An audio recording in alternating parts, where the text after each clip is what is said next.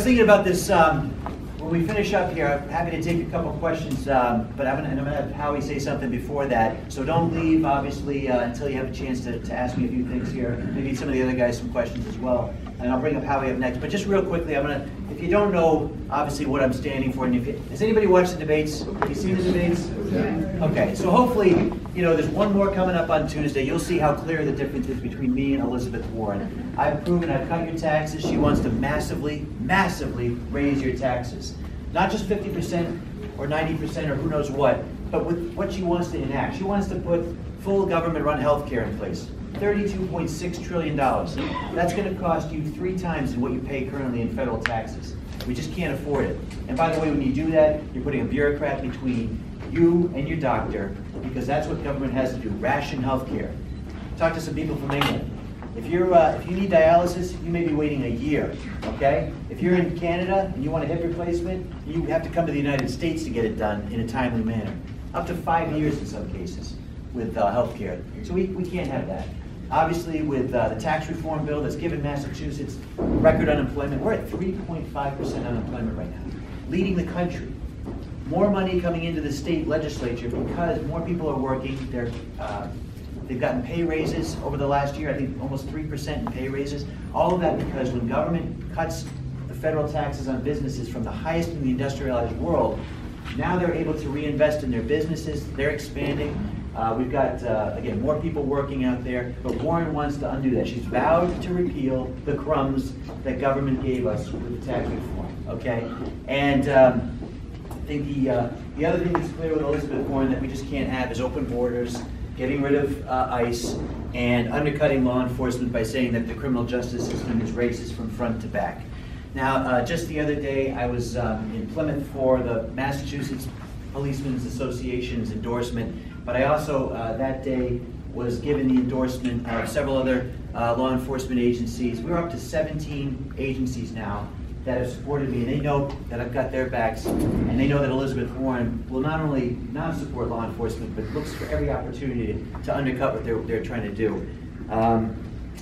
One of the telling signs here is that the Boston Patrolmen's Association, the Boston Police, they have never endorsed a Republican for the U.S. Senate before, and in the first time in their history, they've endorsed us about a week or so ago. So really incredible stuff happening on this campaign.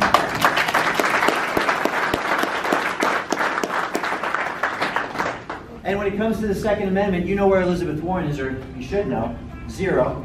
If that's Liz Warren, tell her I'll see her. Tell her I'll see her. She's got a 0 with the NRA, and we've actually debated this point a few times now on the debates. But she wants to take your guns. She wants to make sure that there are more restrictive gun laws in general. And I want to push towards national reciprocity, which means that your gun license actually allows you to go other states and carry, just like your driver's license.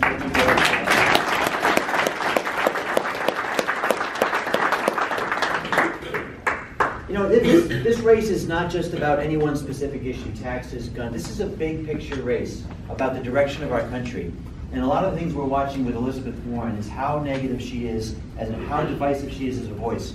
Anybody watch the Kavanaugh hearings? That pretty much tells you everything you need to know about Senator Warren down in Washington. She is unwilling to even meet with the candidate to be the next Supreme Court justice, which is the basic duty you have as a U.S. Senator, to meet with them. But she was a no vote on Kavanaugh before his name was even pulled out of the hat. And then, when the hearings went on, she was right there to try to capitalize. She took a video from him speaking at his alma mater and tried to doctor it to make it look like he was guilty of the things he was being charged with. She took the uncorroborated testimony of Dr. Ford and tried to did a fundraising letter to try to raise money. So all she is trying to do is capitalize on a lot of the division in our country to promote herself, to raise money, and that's not what we need down in Washington. You need someone who has a track record of listening to the people in Massachusetts and working. And she doesn't even want to be our senator. We all know this now. She's spent millions of dollars, she's helped raise millions of dollars for candidates around the country. She's been to, and the list is long, by the way, so bear with me, California, Nevada, Ohio, Louisiana, Oklahoma, her home state, Pennsylvania, she's New York. She's been all over in just the last 6 months. Just the last 6 months. trying to raise her profile to run for the White House in 2020. Look, we can do ourselves a huge favor. We will make sure she's never running for president, and even better, is no longer our U.S. Senator after November 6th. So, yeah.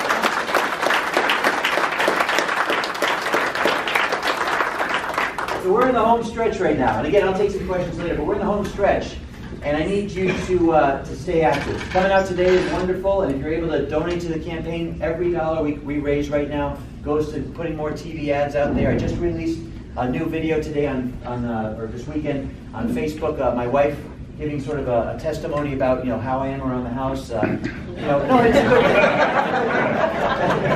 Actually, I haven't been around the house, so I don't know what she's talking about. But no, it's we just want to get that message out there everywhere we can. Obviously, lawn signs, before you leave, take them. We need to buy them, obviously, so any donation you can give, it'd be great. I really need it. Bumper stickers, get them on the cars. I know the cake looks good, but we can't take anything for granted. We need to drive up the vote as much as we can to offset Cambridge and Somerville, where Joe Curatoni, you guys hear about Joe Curatoni, by the way? Yeah. Thinks that bomber's van is what looks like inside of my head. Yeah. That's the kind of dialogue that the far left seems to be pushing now. Mr. Sanctuary City, that's what he thinks about other elected officials. It's amazing. But look, this is about you. This is the race that's basically going to give you a voice. I'm just the messenger, and I look forward to 6 years of working hard for you, and I'm really excited about this. So, without any further ado, a guy who's been helping this campaign pretty much from day one, someone who helped us put it over the top when we did the gas tax ballot question, someone who holds Beacon Hill accountable just about every day on WRKO, and a really good friend of mine, Howie Carr. All right.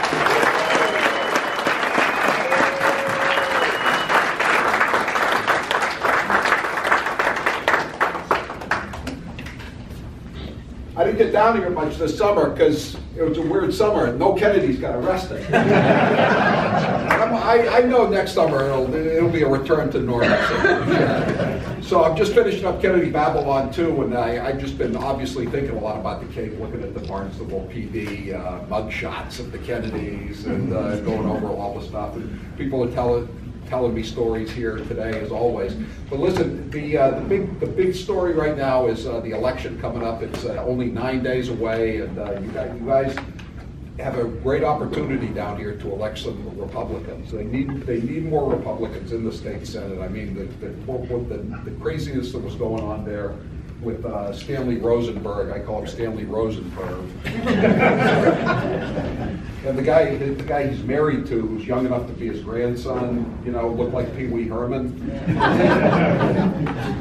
Allegedly giving date rape drugs to other senators and then shooting pictures of them. I mean, how sick is this? I mean, that's how sick things are. I mean, it's, I thought the Bulger years were bad. And they were.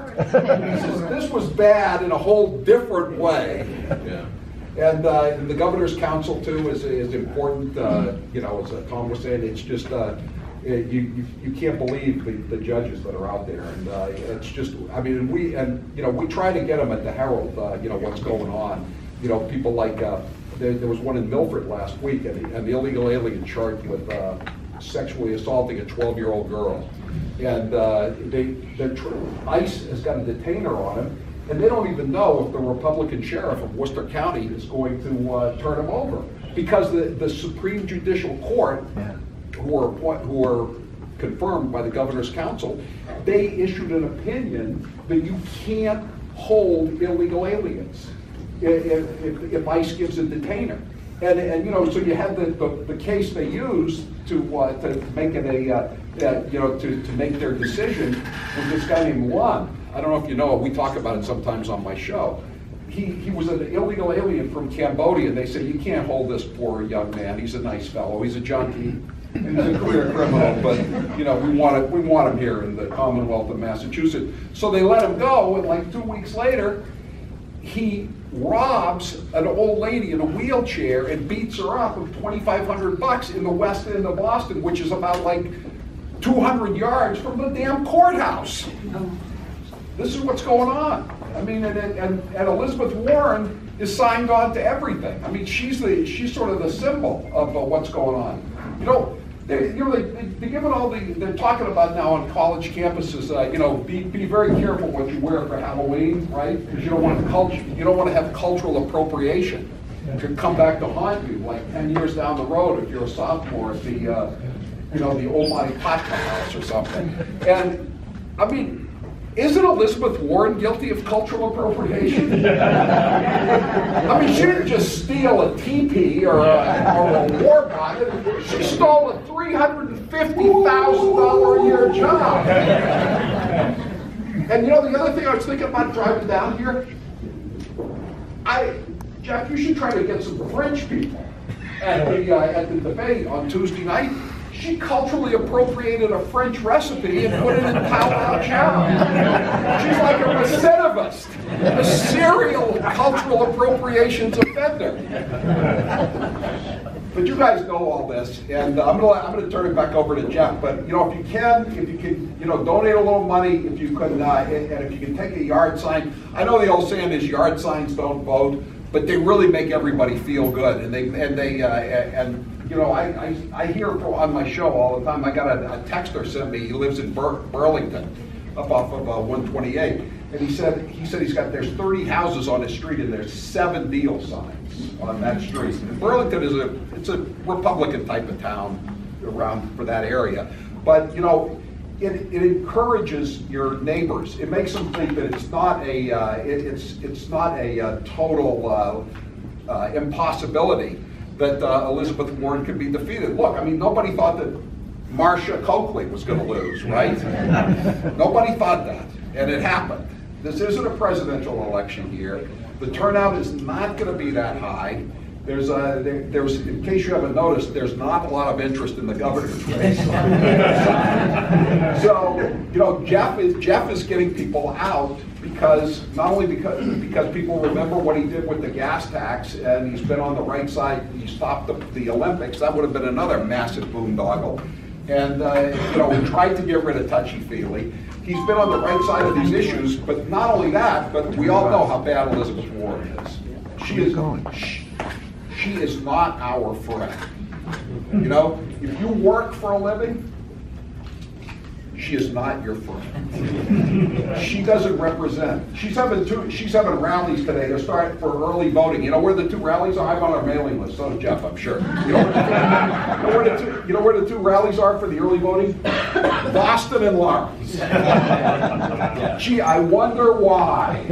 No early voting rallies in, oh, I don't know, Hyannis or Burlington? Or Burn? Or Burn. I know. I've been to Newburgh, North Carolina. It got smashed by Hurricane Michael, and but it's, you know, it didn't get smashed as bad as Bern did by Elizabeth Warren. Anyway, it's great to be here. I thank you for having me, and Toby and Brendan. This is a great place, Cape Gun Works. If you're not a member, if you don't know this place until today, check it out. It's a great place. There are advertisers on the show. Please keep reading the Boston Herald. Keep listening to me on either WXTK. Everybody, is this?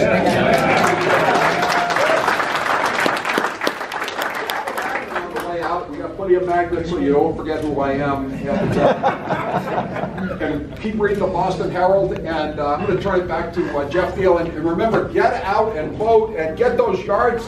I think yard signs are more important than bumper stickers myself. But, it's all good. Yeah, it's all good. Anyway, there you go. Here we go.